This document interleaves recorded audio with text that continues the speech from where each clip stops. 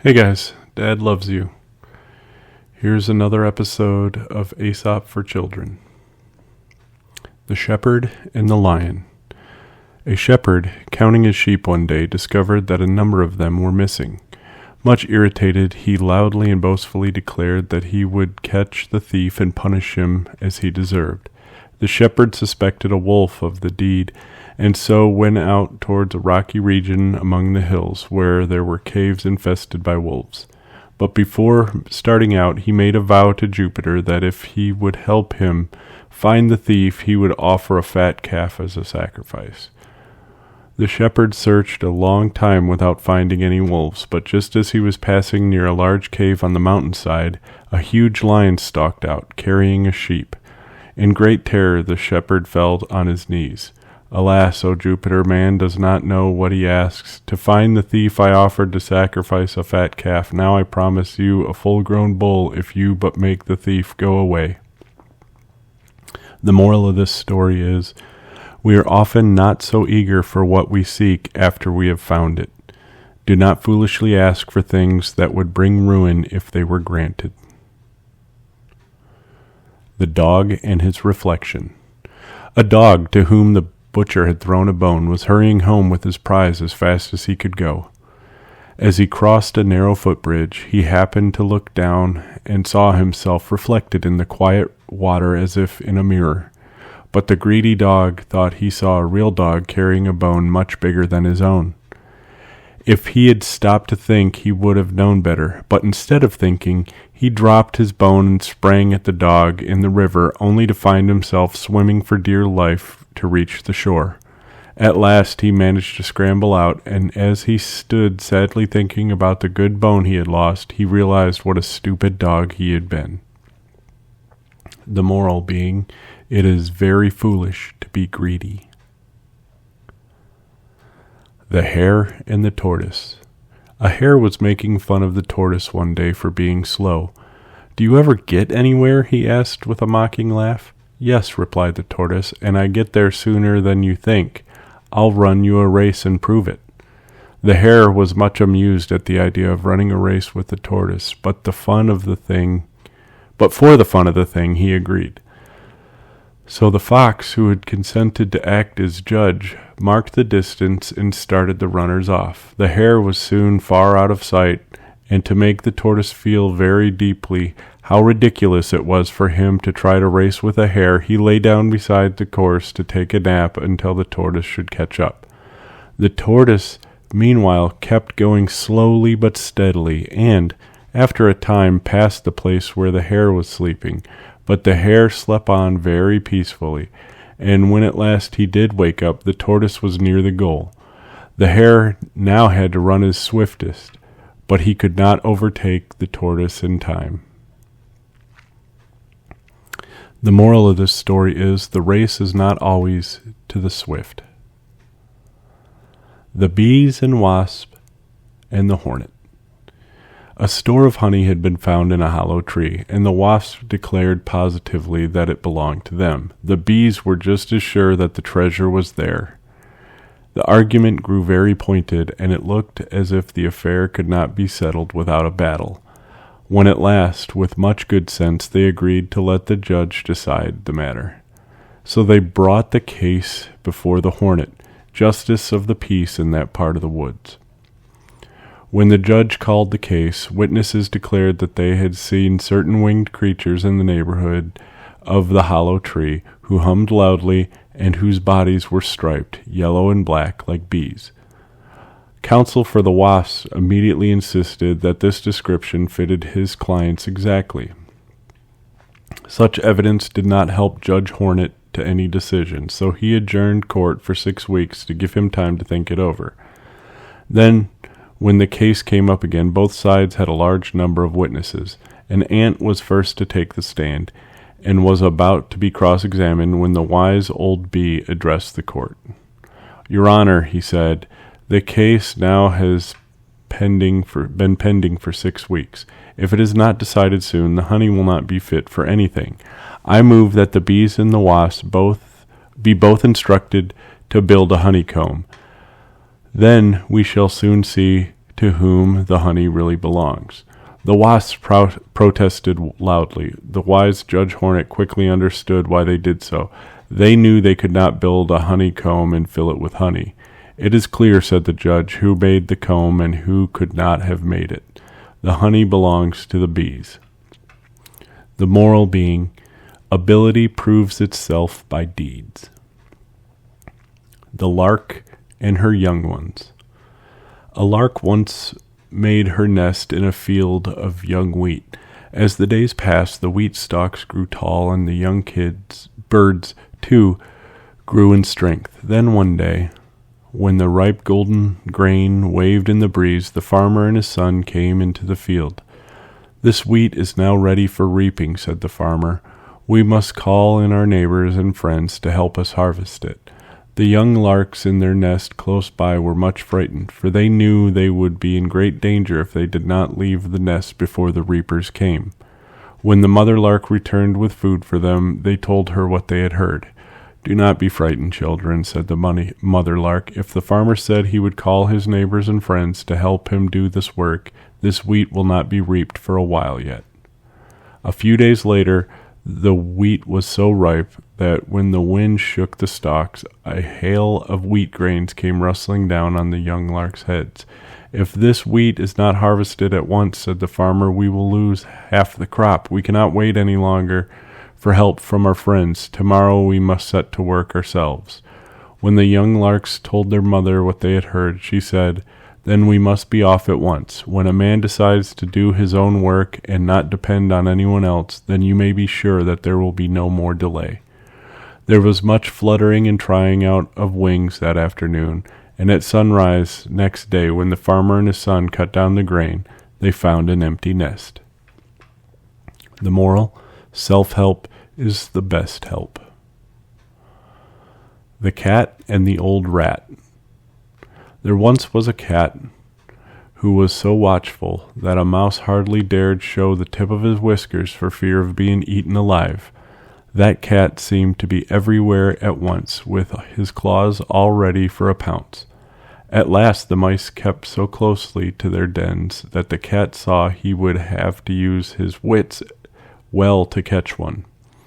So one day he climbed up on a shelf and hung from it, head downward as if he were dead, holding himself up by clinging to some ropes with one paw. When the mice peeped out and saw him in that position, they thought he had been hung up there in punishment for some misdeed. Very timidly at first they stuck out their heads and sniffed about carefully, but as nothing stirred, all trooped joyfully out to celebrate the death of the cat. Just then the cat let go of his hold, and before the mice recovered from their surprise, he had made an end of 3 or 4. Now the mice kept more strictly at home than ever, but the cat, who was still hungry for mice, knew more tricks than one. Rolling himself in flour until he was covered completely, he laid down in the flour bin, with one eye open for the mice. Sure enough, mice soon began to come out. To the cat it was almost as if he already had a plump young mouse under his claws, when an old rat, who had much experience with cats and traps, had even lost a part of his tail to pay for it, sat up at a safe distance from the hole in the wall where he lived. "Take care," he cried, "that may be a heap of meal, but it looks to me very much like the cat. Whatever it is, it's wisest to keep at a safe distance." The moral being: the wise do not let themselves be tricked a second time. The Fox and the Crow. One bright morning, as the fox was following his sharp nose through the woods in search of a bite to eat, he saw a crow on the limb of a tree overhead. This was by no means the first crow the fox had ever seen. What caught his attention this time, and made him stop for a second look, was the lucky crow held a bit of cheese in her beak. "No need to search any further," thought the sly fox. "Here is a dainty bite for my breakfast." Up he trotted to the foot of the tree in which the crow was sitting, and looking up admiringly, he cried, "Good morning, beautiful creature." The crow, her head cocked on one side, watched the fox suspiciously, but she kept her beak tightly closed on the cheese and did not return his greeting.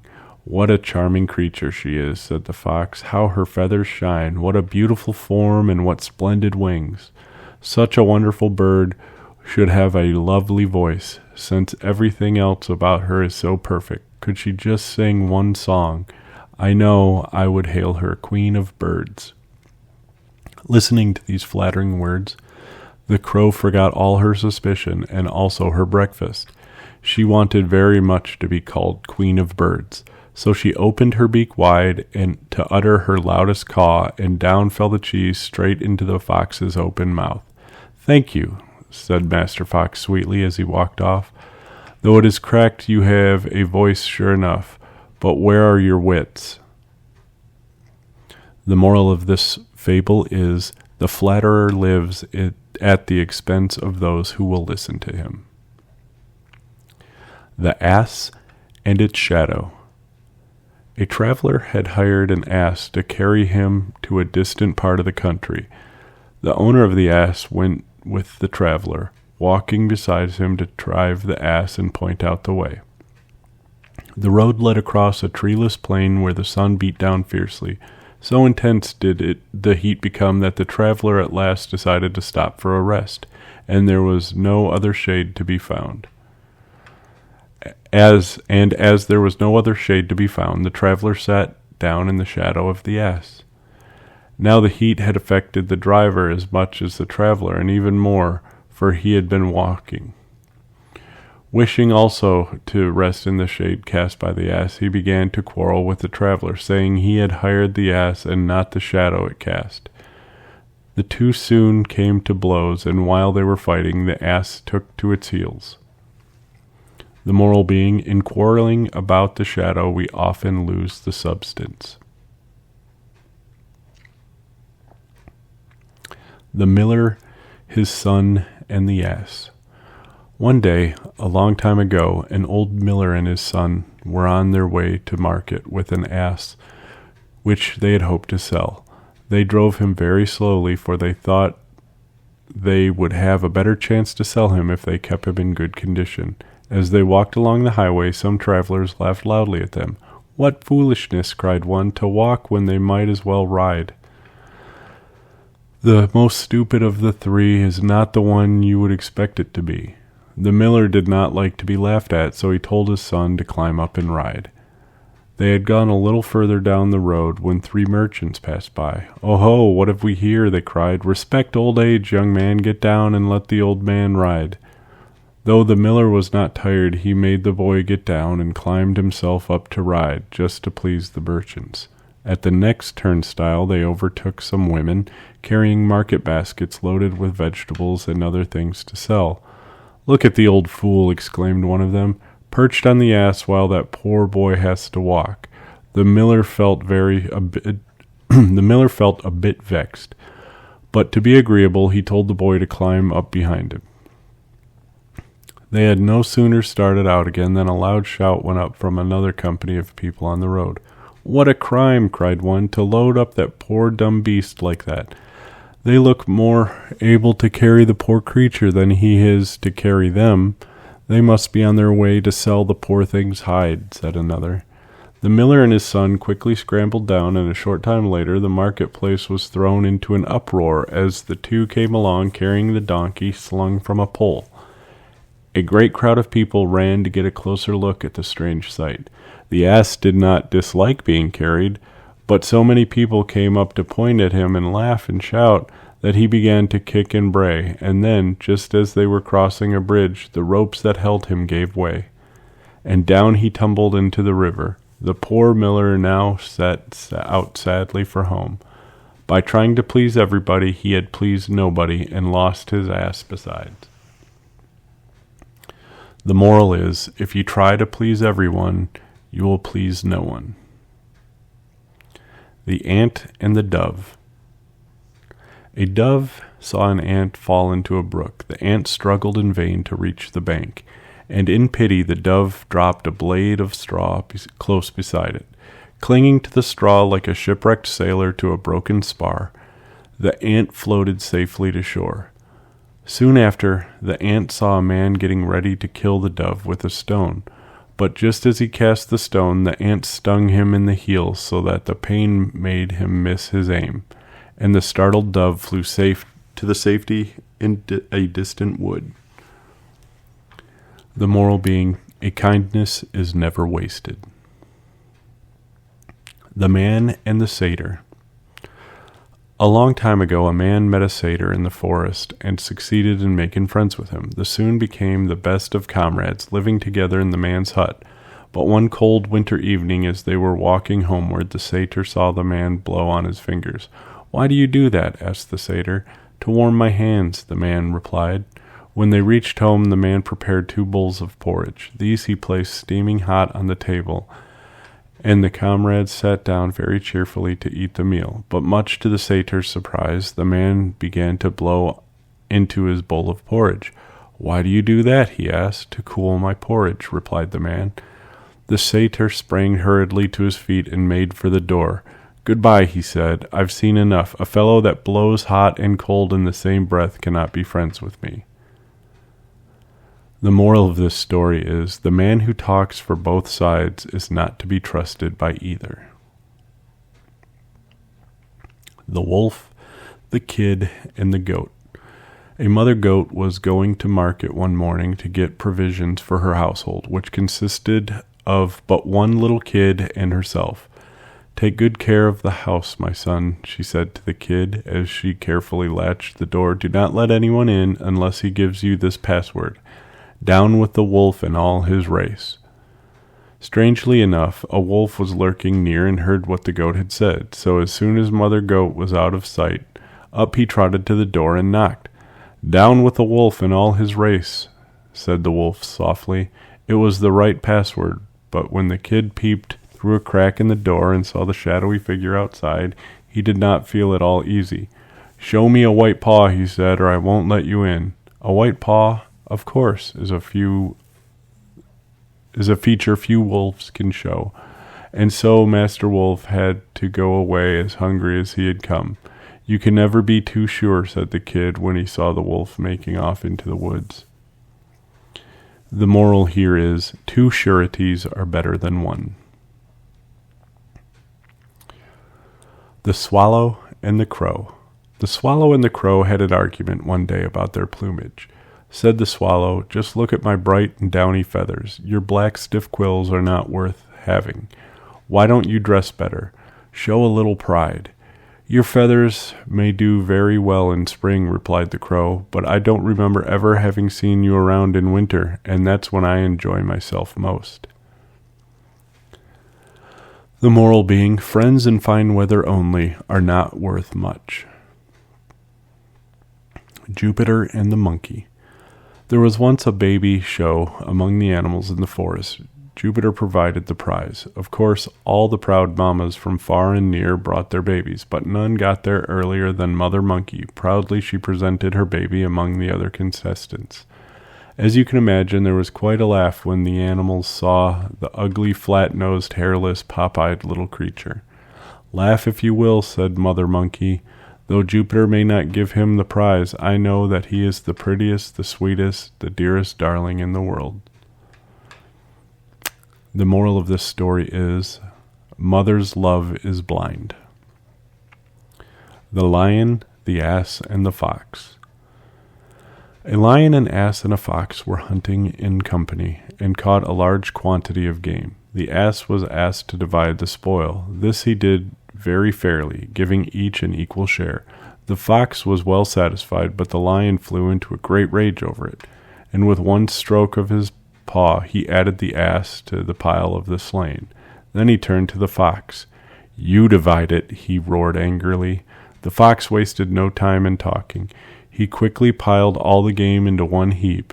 From this he took a very small portion for himself, such undesirable bits as the horns and hooves of the mountain goat and the end of an ox's tail.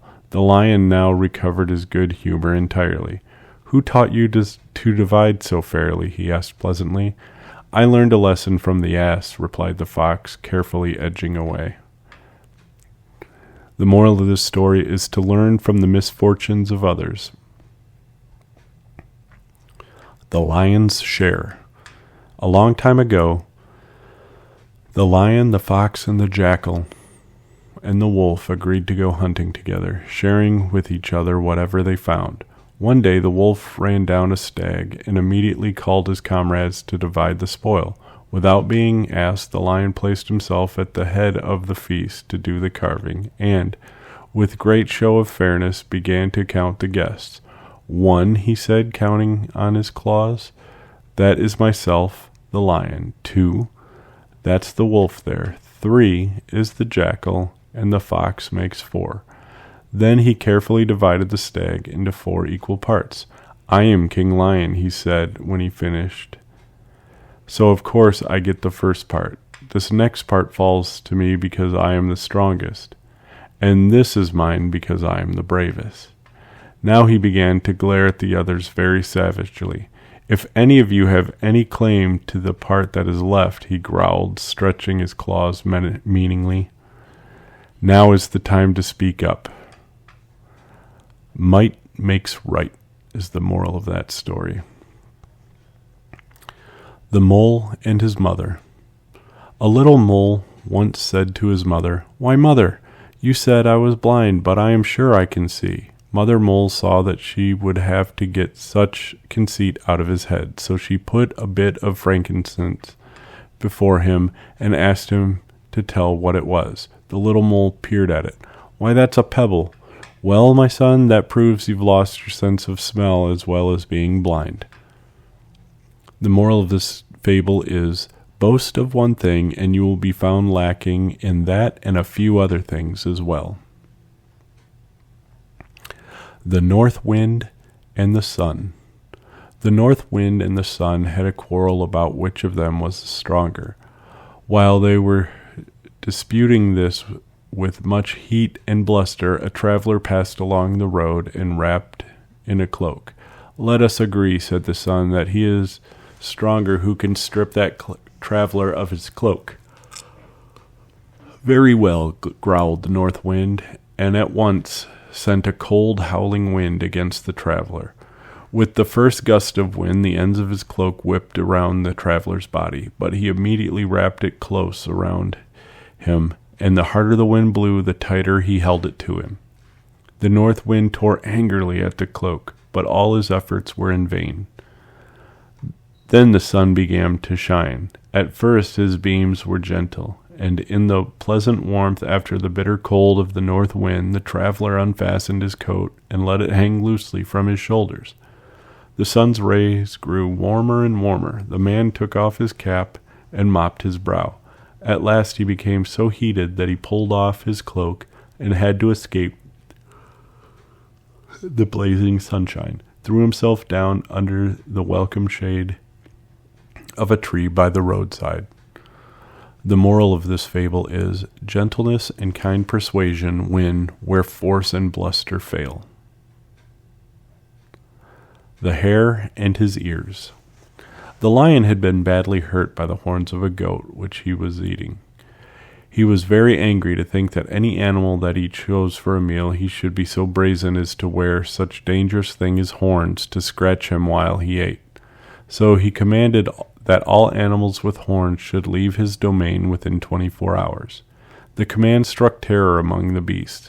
All of those who were so unfortunate as to have horns began to pack up and move out. Even the hare, who, as you know, has no horns, and so had nothing to fear, passed a very restless night, dreaming of awful dreams about the fearful lion.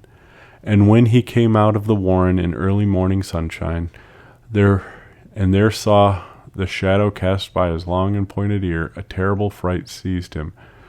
"Goodbye, neighbor Cricket," he called. "I'm off. He will certainly make out my ears are horns, no matter what I say." The moral of this fable is, do not give your enemies the slightest reason to attack your reputation. Your enemies will seize any excuse to attack you. The Wolves and the Sheep. A pack of wolves lurked near the sheep pasture, but the dogs kept them all at a respectful distance, and the sheep grazed in perfect safety. But now the wolves thought of a plan to trick the sheep. "Why is there always this hostility between us?" they said. Were it not for the dogs, who were always stirring up trouble, I'm sure we would get along beautifully. Send them away, and you will see what good friends we shall become." The sheep were easily fooled. They persuaded the dogs to go away, and that very evening the wolves had the grandest feast of their lives. The moral of this story is, do not give up friends for foes. The Cock and the Fox. A fox was caught in a trap one fine morning because he had got too near the farmer's hen house. No doubt he was hungry, but that was not an excuse for stealing. A cock, rising early, discovered what had happened. He knew the fox could not get at him, so he went a little closer to get a good look at his enemy. The fox saw a slender chance of escape. "Dear friend," he said, "I was just on my way to visit a sick relative when I stumbled into this string and got all tangled up. But please do not tell anybody about it. I dislike causing sorrow to anybody, and I'm sure I can soon gnaw this string to pieces." But the cock was not so easily fooled. He soon roused the whole hen yard, and when the farmer came running out, that was the end of Mr. Fox. The moral of this story is, the wicked deserve no aid. An ass found a lion's skin left in the forest by a hunter. He dressed himself in it and amused himself by hiding in a thicket and rushing out suddenly at animals who passed that way. All took to their heels the moment they saw him. The ass was so pleased to see the animals running away from him, just as if he were King Lion himself, that he could not keep from expressing his delight by a loud, harsh bray. A fox, who ran with the rest, stopped short as soon as he heard the voice. Approaching the ass, he said with a laugh, "If you had kept your mouth shut, you may have frightened me too, but you gave yourself away with that silly bray." The moral is, a fool may deceive by his dress and appearance, but his words will soon show what he really is. The Fisherman and the Little Fish. A poor fisherman who lived on fish he caught had bad luck one day and caught nothing but very small fry. The fisherman was about to put it in his basket when the little fish said, "Please spare me, Mr. Fisherman. I am so small it's not worth while to carry me home. When I am bigger I shall make you a much better meal." But the fisherman quickly put the fish into his basket. "How foolish should I be," he said, "to throw you back. However small you may be, you are better than nothing at all." The moral being, a small gain is worth more than a large promise.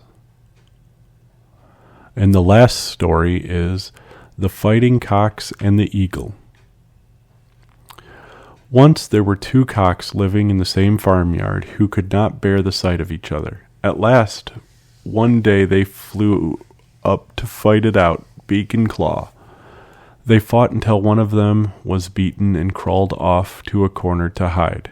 The cock that had won the battle flew to the top of the hen house and, proudly flapping his wings, crowed with all his might to tell the world about his victory. But an eagle, circling overhead, heard the boasting chanticleer, and swooping down, carried him off to his nest. His rival saw the deed, and coming out of his corner, took up his place in the farmyard. The moral of this story is, pride goes before a fall. And that was it, guys. Thank you for listening. I love you.